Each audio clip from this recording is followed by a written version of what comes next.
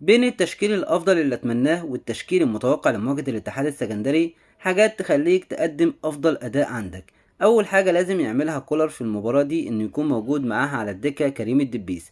لازم كولر يعامل علي معلول على إن لو علي هيلعب أساسي من بداية اللقاء، على الأقل تخرج علي في الشوط التاني وما تلعبش بيه المباراة 90 دقيقة. تتعامل مع علي معلول زي ما بتتعامل مع إمام عاشور وأسامة أبو علي في الشوط التاني، بتخرجهم علشان ما يبقوش مرهقين بدنيا، وعلشان تستفاد بيهم ان شاء الله في النهائي. علي معلول محتاج يرتاح، واحنا كمان محتاجين نكسب الثلاث نقاط ان شاء الله باي شكل باي طريقه. 3 نقاط مكسبهم مهم، هيوصلنا للنقطه 30، وده هيخلينا نعمل ضغط على بيراميدز اكتر ان شاء الله. التشكيل اللي انا اتمناه والتشكيل الافضل هقوله لك، وبعد كده هقول لك التشكيل المتوقع. التشكيل اللي اتمناه قدام منك: في حراسة المرمى مصطفى شوبير. عمر كمال محتاج كمان ياخد المباراة دي باك يمين، ومحمد عبد المنعم مع محمود متولي اللي قدم مباراة كبيرة جدا في قلب الدفاع في مباراة الجونة. باك شمال قلنا هنبدأ بعلي معلول. في نص الملعب مروان عطية في مركز رقم 6 لازم يجهز بشكل أكتر. قدام منه كريم نتفد على اليمين، وقدام منه إمام على الشمال.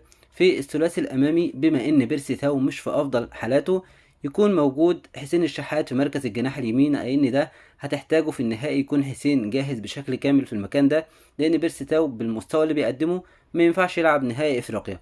في الجناح الشمال رضا سليم لازم رضا سليم تبني عليه. رضا سليم بما ان حسين الشحات انت هتلعب بيه جناح يمين، فانت مفيش عندك جناح شمال بعد اصابة احمد عبد القادر موجود في النهائي، الا لو رضا سليم هياخد من دلوقتي ويجهز، لان رضا سليم افضل اداء قدمه معانا وهو بيلعب في مركز الجناح الشمال قدام علي معلول. فخلي رضا سليم يبدا اللقاء واديله دور اكبر من دور تلت ساعه او مركز غير مركزه في مركز الجناح اليمين.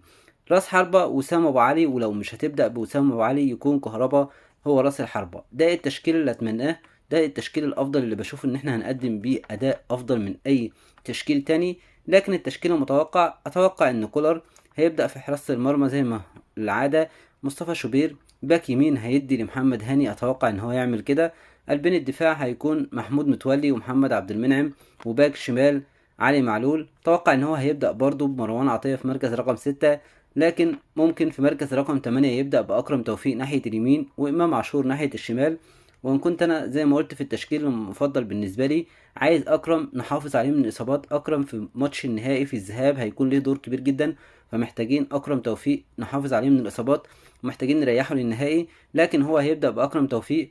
في الجناح اليمين اتوقع ان هو يبدا ببيرسي تاو. في الجناح الشمال اتوقع ان هو يبدا بحسين الشحات.